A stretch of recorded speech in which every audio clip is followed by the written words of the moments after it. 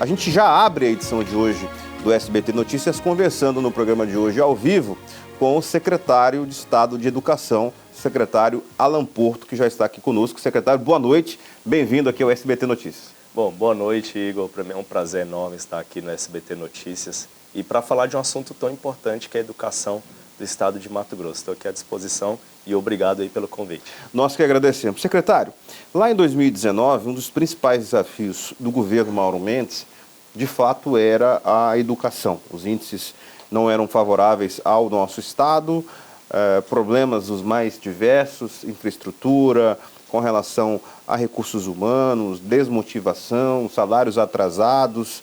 Nós estamos caminhando aí para a reta final do governo e o objetivo da gente conversar hoje é fazer um balanço desses investimentos, de tudo que foi feito aqui e o reflexo disso nos números. Se o senhor pudesse avaliar, assim, qual foi, nesses anos todos, o grande ganho para a educação de Mato Grosso, por onde a gente começaria? Bom, antes de falar dos ganhos, Igor, é importante a gente lembrar de onde nós saímos, né? Eu me lembro de 2019, quando o governador Mauro Mendes assumiu, nós tínhamos escolas de lata. Nós tínhamos uma rede muito desmotivada. O Estado devia salário, devia 13º, devia fornecedores. A gente tinha um orçamento muito escasso para fazer qualquer tipo de investimento. Então foi feita uma reforma, né, uma mini reforma no governo do Estado, né, encaminhado algumas leis para a Assembleia Legislativa para que a gente tivesse condições e capacidade de investimento. Então passou 2019, 2020, com muitas dificuldades financeiras, até colocar tudo ali no trilho e começar a caminhar e produzir bons resultados. E na educação, o que eu defendi, e sempre falei isso para o governador, é que a gente tivesse uma política muito bem estruturada e estratégica. Né? Para fazer uma boa política, a gente precisa também fazer um bom diagnóstico. E foi isso que nós fizemos. A Educação 10 anos nasce aí de uma política para colocar a educação do Estado de Mato Grosso entre as 5 melhores do Brasil, né? E a gente fez diversas entrevistas, me lembro, foram mais de 1.500 entrevistas com estudantes, com professores, com vereadores, com prefeitos, governador, a equipe inteira ali da Secretaria de Estado de Educação para a gente desenhar. E nasceu a Educação 10 anos com um conjunto de 30 políticas públicas, né, voltada ali a alguns eixos importantes, como a infraestrutura, a tecnologia, mas principalmente a parte pedagógica. Né? E com isso a gente começou a desdobrar essas ações a partir de 2021, me lembro ali que foi logo na sequência, no pós-pandemia, e a gente começou a trabalhar. Né? As escolas hoje têm uma infraestrutura muito melhor. Né? A gente, nesse momento, nós temos mais de 300 contratos entre convênios, reconstruções, construções novas, construção de quadra, várias escolas que já foram entregues nos 4 cantos desse estado. Houve um investimento robusto em tecnologia, né, para garantir ali que o professor tenha o equipamento, tenha computador, os alunos tenham Chromebook, plataformas, mas o maior investimento foi na parte pedagógica, né, garantir a formação continuada dos professores. Hoje nós temos material didático em todas as escolas, que é aquele mesmo material que tem nas escolas particulares. Né, um programa robusto de avaliação, Avalie MT, e condições de trabalho, né, repasse para as escolas, fazer o custeio ali, uma alimentação escolar de qualidade, um transporte. Então, eu sempre falei que a educação ela tem que ter o acesso, a permanência e garantir essa aprendizagem.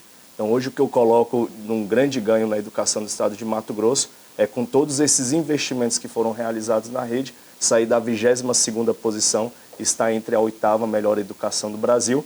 E esse ano nós temos prova de SAEB, que vai ocorrer aí no final de outubro, e a nossa meta é chegar entre as 5 melhores educações do Brasil. A gente sabe que o investimento, quando realizado, o efeito ele é a longo prazo, né? E lá, na época, a gente já conversava a respeito disso, diferente de algumas outras áreas onde o resultado é mais imediato. A educação é um processo que envolve vários atores, professores, os próprios alunos, enfim, é toda uma cadeia que necessita de evolução. Com relação ao ensino fundamental, como foi o trabalho para termos essa evolução e qual que foi o objetivo alcançado em comparação com a meta? Boa pergunta, Igor. Eu falo que o divisor de águas aí do ensino fundamental foi quando a gente colocou a política de regime de colaboração para funcionar. Eu entendo que a educação ela é um sistema único. Dentro do município é onde acontece o desdobramento dessa política. E ali você tem a rede estadual e a rede municipal. E a oferta do ensino fundamental era dividida, né? O Estado atendia anos iniciais, atendia o Fundamental 2, o município atendia o Fundamental 2, e eu fazia uma comparação com a saúde. A responsabilidade do gestor municipal é cuidar da atenção básica, e do governo do Estado é cuidar da atenção ali mais complexa, né, especializada. E na educação é a mesma forma, né? O município cuida das crianças ali que estão na creche, depois na pré-escola e depois dos anos iniciais, que compreende a parte de alfabetização. Então o Estado estava cuidando dessa demanda e o Estado ficava muito distante, né? A gente está falando de crianças ali com 7 anos de idade, na fase de alfabetização, no 2º ano do ensino fundamental. Então, quando nós vemos com um projeto de redimensionar, organizar a oferta, onde o município cuida ali até o 5º ano do ensino fundamental e o Estado do 6º ao 9º do ensino fundamental mais o ensino médio, a gente conseguiu garantir uma evolução na parte pedagógica. E aí nasceu o programa Alfabetiza Mato Grosso, que tem como objetivo fortalecer o processo pedagógico dos municípios e garantir que aquela criança seja alfabetizada na idade certa. E qual foi o resultado disso? Eu me lembro que em 2019, o estado de Mato Grosso alfabetizava 47% das crianças, né? E agora resultados recentes do próprio INEP, do próprio Ministério da Educação, o estado que mais avançou de todos os outros estados foi o estado de Mato Grosso, e hoje a gente está alfabetizando 61% das nossas crianças. E a nossa meta é alfabetizar 100%. Né? A gente não quer deixar nenhuma criança para trás. Então a gente tem feito esse trabalho em conjunto com 142 municípios, temos aí bons resultados, né? Estabelecemos uma meta junto ao governo federal e a gente superou essa meta. Então a gente está crescendo aí a passos largos graças a um trabalho de muita gente, né? Dos professores, dos prefeitos, secretários municipais e toda a equipe ali da Secretaria de Estado de Educação. Secretário, para quem está nos assistindo, vê essa informação, olha, Mato Grosso melhorou no IDEB, explica para a gente, para quem está nos assistindo, como é que é feita essa medição, o que é o IDEB e quais são os critérios que são avaliados. Porque eu me recordo de uma entrevista que nós fizemos lá no início da gestão, e que o senhor disse o seguinte, olha, um dos principais objetivos é eu vou percorrer os estados. Eu me lembro muito bem dessa frase. Muita gente, inclusive, criticou a época. Olha, vai viajar? Aí eu vou nos estados que estão melhores colocados no IDEB, para entender o que eles estão fazendo de positivo e copiar. Literalmente, exatamente. A gente quer copiar. A gente vai modelar o que está sendo feito lá e fazer aqui para poder entender por que o Mato Grosso tá mal desse jeito. Então, eu queria que o senhor explicasse para quem está nos assistindo o que o senhor viu de diferente, né, do que esses estados estavam fazendo para que Mato Grosso estivesse na 8ª posição agora e com chance de entrar, de fato, aí no top 5. Exatamente, Igor. Imagina só, um estado de Mato Grosso com 142 municípios, onde a gente tem 628 escolas. Né, para a gente conseguir que essas 628 escolas coloquem em prática uma política pedagógica para que no final das contas o aluno, o estudante aprenda que esse é o objetivo final, a gente precisava ser muito assertivo. Então não tinha como a gente reinventar a roda, né? A gente tinha que buscar os estados que estavam melhor posicionados. Aí você tinha o estado do Ceará como melhor estado em alfabetização, aí você tem o estado de Goiás com o melhor ensino médio e você ali tem o estado do Paraná como um bom case no ensino fundamental. E o Espírito Santo também. Então nós fomos em todos esses estados, fomos nos 10 melhores estados, conhecer o que cada um estava fazendo, né? Tiramos aquilo ali que era interessante para nós, apresentamos para a nossa rede, fizemos a regionalização dessas informações e começamos a aplicar. Então focamos no currículo, na avaliação dos nossos estudantes, né? Mas principalmente ali na estratégia pedagógica de recompor as aprendizagens. Então a gente conseguiu acelerar esse processo de ensino e aprendizagem dos estudantes. E é claro, né, valorizando também o profissional, porque no final das contas a coisa acontece ali dentro da sala de aula. Eu me referia ao processo de alfabetização. Uma criança hoje que é alfabetizada na idade certa, ela tem 85% de chance de ingressar numa universidade. Essa criança que é alfabetizada no 4º ou no 5º ano, a chance dela ingressar na universidade cai para 15%. Então, por isso que era tão importante a gente dar esse apoio para os professores da rede municipal na formação, no seu conteúdo, fortalecer essa política do município, para que esse estudante chegue na rede estadual, ele consiga acompanhar e diminuir a evasão escolar. Então foi exatamente isso que o estado de Mato Grosso fez, né? Aprender com quem estava fazendo bem feito, aplicar aqui a nossa realidade, né? E fazer a coisa ali muito bem estruturada. Então, com esse conjunto de iniciativas, a gente conseguiu alcançar bons resultados e hoje a gente é a 8ª melhor educação do Brasil. Secretário, como é que está a questão da evasão escolar? Porque eu me recordo desse tema muito forte, né? Olha, a gente tem escola, mas tem uma evasão grande, os alunos não permanecem, é necessário investimento em escolas atrativas, e a gente vira e mexe e mostra aqui no programa, inclusive semana passada nós mostramos mais uma inauguração de uma escola lá em Campo Novo do Parecis, numa aldeia, e eu até pedi durante a matéria, do meu comentário, eu falei assim, volta aqui, porque tem uma imagem que o cinegrafista captou que eu achei impressionante, né?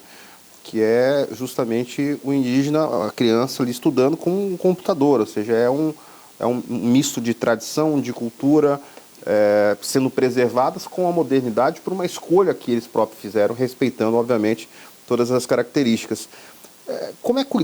Que elementos são esses que favorecem a diminuição da evasão escolar? Eu sempre defendi que uma escola ela tem que ser atrativa.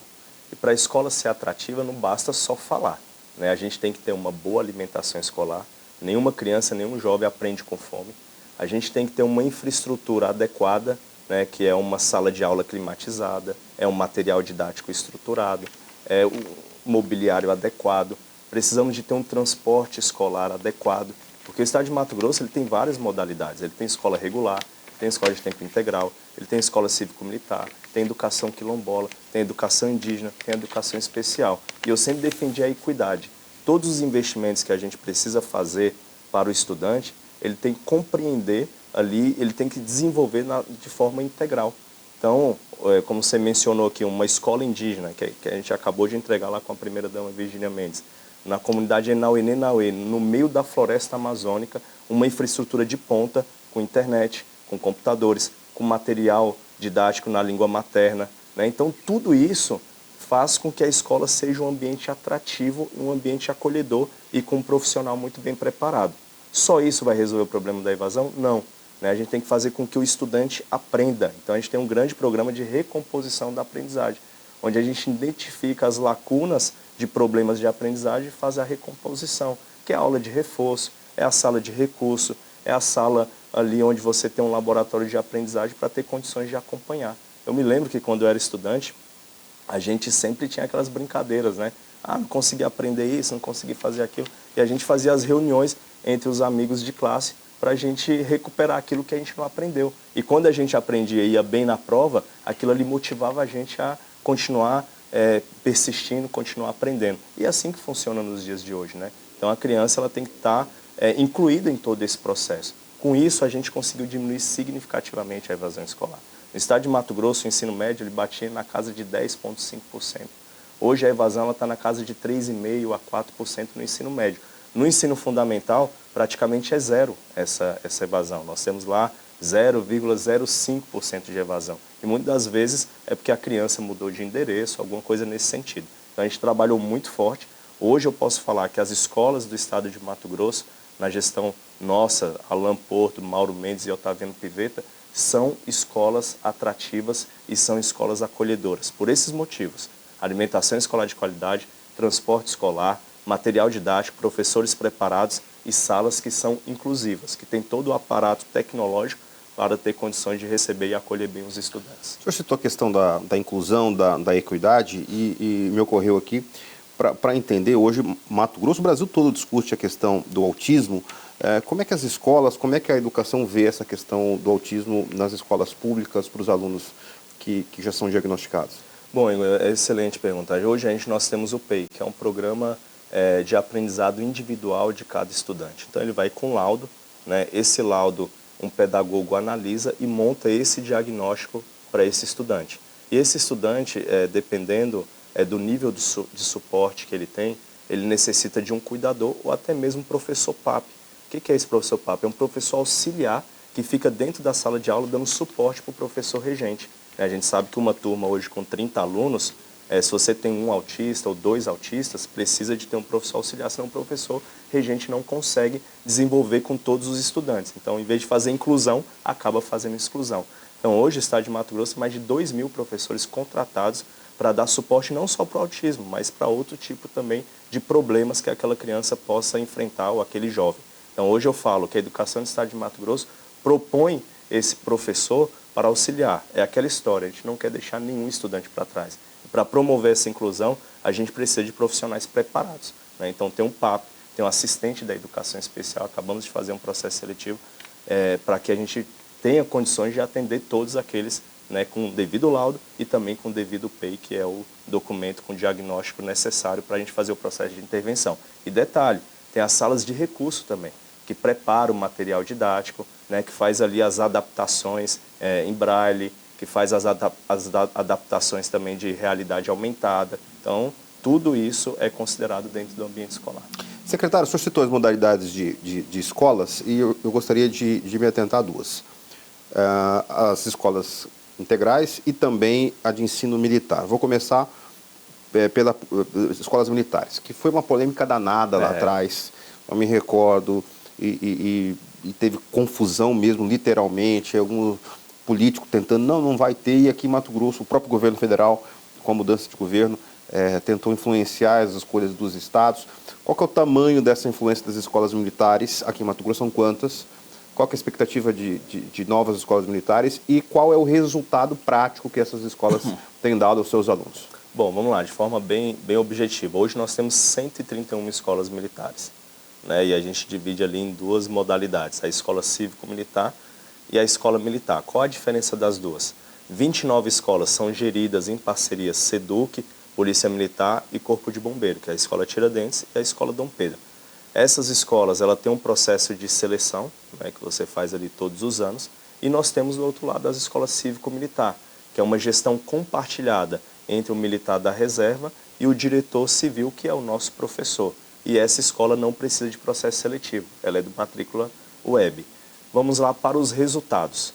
Hoje, 104 mil estudantes são atendidos por essas escolas, por essa modalidade. Significa dizer que 30% da nossa rede está sendo atendida por uma escola militar. E os resultados disso é fantástico, tá? Eu tive agora recentemente na escola Leovelgildo, que é uma escola que foi transformada em cívico-militar nos últimos 6 meses, e a gente viu ali uma melhora significativa na questão da disciplina, na questão do respeito, na questão do comparecimento, diminuição da evasão escolar e o engajamento das famílias. E é importante a gente dizer aqui, Igor, que essa demanda ela não nasceu da cabeça do Alão, da cabeça do governador. A gente fez um amplo diagnóstico, identificamos as áreas vulneráveis do estado de Mato Grosso, aquelas escolas que tinham um índice grande de violência, que tinham grande taxa de evasão e baixa proficiência, que é o termo técnico que a gente utiliza para medir a aprendizagem do estudante. Então, com base nesses critérios, a gente identificou as escolas, né? Essas escolas passaram por uma consulta entre pais e estudantes e a comunidade escolar, né, que decidiu fazer essa transformação. E vale também dizer aqui que essa demanda ela nasceu da própria comunidade escolar. Lá nós temos pedidos de pais, de estudantes, de professores, de deputados, de vereadores, temos demanda de prefeitos. Então, é uma modalidade no estado de Mato Grosso que tem tido seus resultados, né? E aquilo que dá resultado, aquilo que a família deseja para o seu filho, porque no final das contas, quem toma a decisão de matricular na escola A e na escola B é o pai, a mãe ou o responsável, é assim que funciona. E logicamente ele quer matricular onde você tem ali as regras, onde os estudantes consigam acompanhar as aulas, onde tem uma disciplina, por isso que tem uma forte adesão dessas escolas cívico-militares e está dando muito resultado, tenho muita esperança nelas. A mesma pergunta agora para os colégios em tempo integral. Como é que funciona? Já são quantos? Eu li a respeito de investimentos robustos nessa área, inclusive mostramos aqui algumas inaugurações, não só aqui em Cuiabá, mas também em Várzea Grande e em outros municípios. Como é que está a situação nesse quesito colégio em tempo integral? Hoje eu fazendo uma comparação de resultado de aprendizagem, você tem ali a escola militar e a escola de tempo integral com os resultados relevantes e muito parecidos, né? A escola de tempo integral você aumenta o tempo de estudo. Hoje nós temos 102 escolas no estado de Mato Grosso nessa modalidade, né? E é claro que quando você transforma uma escola para tempo integral, você também diminui a quantidade de estudantes naquela escola, porque o estudante fica 9 horas. Né? Ele tem um cardápio diferenciado, são 5 refeições, tem as atividades do projeto de vida, tem as atividades diversificadas, tem também escola voltada à educação técnica profissional. Então, são escolas de bons resultados, de boa adesão no estado de Mato Grosso, e a gente tem uma proposta também de expansão, né? A gente, até ano que vem, quer chegar a 135 escolas no estado de Mato Grosso. Então, escolas também que dão bons resultados e que têm boa aceitação por parte da comunidade. Quando você vai construir uma escola, ou se reformar uma escola, que elementos são utilizados para saber exatamente os equipamentos que serão colocados dentro de uma unidade? Essa escola aqui vai ter piscina, essa vai ter quadro, o que já é um pacote básico, né, que todas as escolas têm, e o que de diferente o governo tem implementado, porque eu também, vira e mexe, mostro aqui, fui inclusive em algumas inaugurações, e vi, de fato, equipamentos que são compatíveis ou até superiores, em alguns casos, a escolas particulares. Sim. Ou seja, é algo que o aluno de ensino público recebe. Eu sempre brinco aqui, falo, não tenho vergonha de dizer, estudei minha vida toda em escola pública. Até a pessoa brinca, mas vai falar de novo, vô. Eu sou da época da Cumbuca Azul, da Seduc. É a colherzinha azul, né? A colherzinha azul, que era para comer arroz com carne moída, quando tinha. E era servido dentro da sala de aula, não tinha refeitório. Não tinha refeitório, não tinha nada, né? Então, e quadrão a giz, não tinha nada de ar-condicionado, era daquele jeito lá.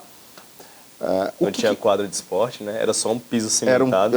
E olhe lá também quando tinha, né? E o ventilador parava de funcionar e tinha que estudar. Sem falar nas greves. A gente já começava o ano letivo já pensando em quantas greves nós vamos ter. Quando é que eu vou terminar? Isso era muito comum, era cultural até. Né? Será que quando é que vai ser as férias? Vai começar o ano, vai ter greve e quando? Não era se ia ter greve, é quando teria greve. Então, era muito comum um ano letivo terminar somente no outro ano do calendário, né?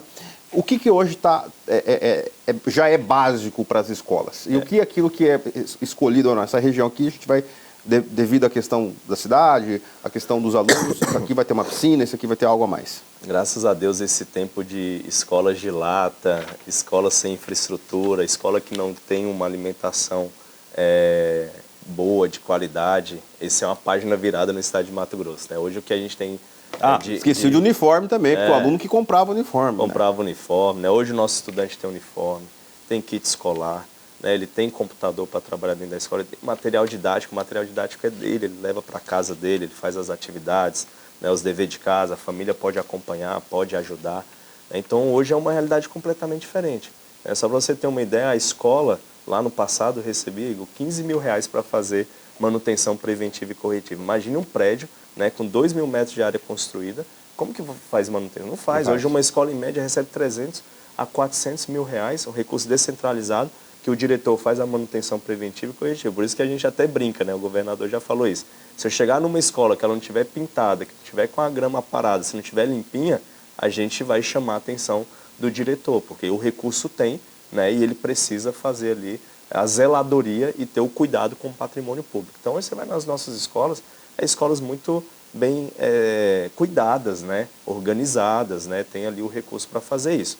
E aí tem a escola nova agora, que é um projeto mais moderno que a Seduc elaborou, que é o Colégio Estadual Integrado, que é uma escola com piscina, com quadra, laboratório maker, robótica, laboratório de ciências, refeitório amplo e tudo climatizado. Então essa é a escola dos sonhos, né? Uma escola dessa a gente entregou 5 aqui, né? 4 em Cuiabá, 1 em Várzea Grande, e tem mais 30 escolas nesse momento em fase de licitação. Tem 2 que estão sendo construídas em Sorriso, Sinop, Cáceres, Pontes Lacerda, Várzea Grande, Cuiabá. Então são aquelas escolas modelos que têm capacidade de atendimento de 1.700 estudantes. Então o processo de escolha foi com base primeiramente na demanda, né? A gente tem um público de ensino médio que são os estudantes ali de 15 a 17 anos, né? Então é uma escola que demanda uma infraestrutura melhor. E qual foi o nosso pensamento? Dessas escolas funcionarem ao final de semana também. A gente tem um projeto Escola da Família.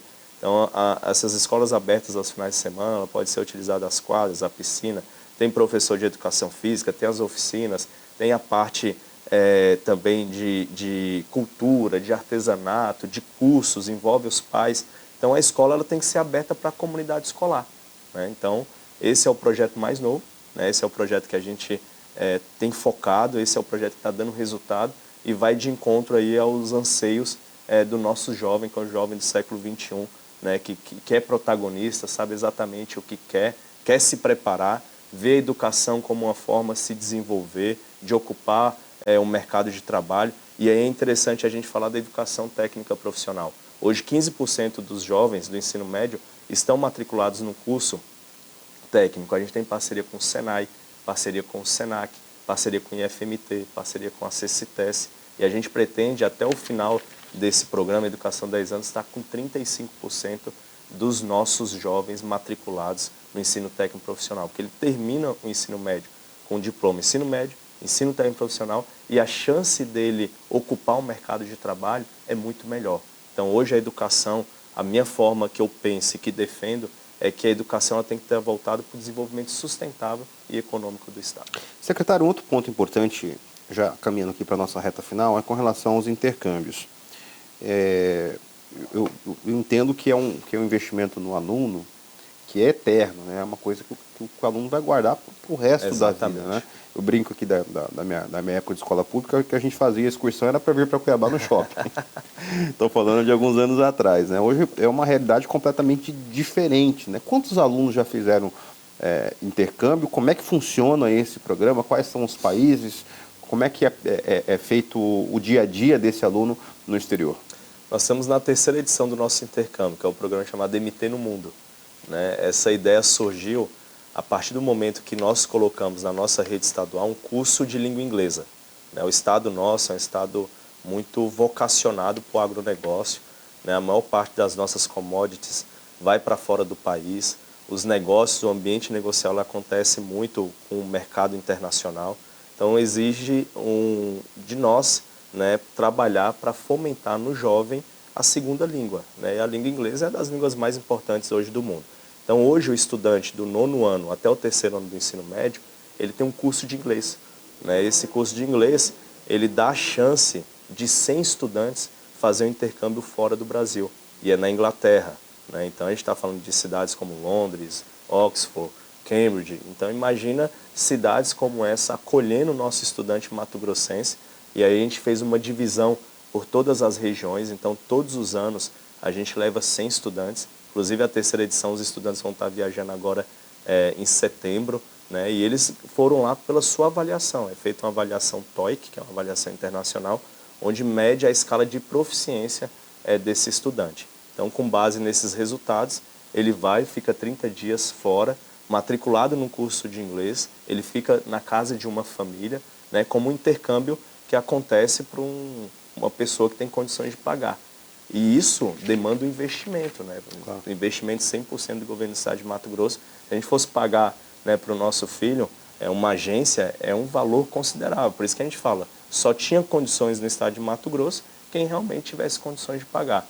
E aí, com essa iniciativa do governo, a gente oportuniza todos os anos 100 jovens que vai lá aperfeiçoar a sua segunda língua e também fazer uma imersão cultural, né? Conhecer jovens de outros países, se relacionar com outra família. Então é um divisor de águas.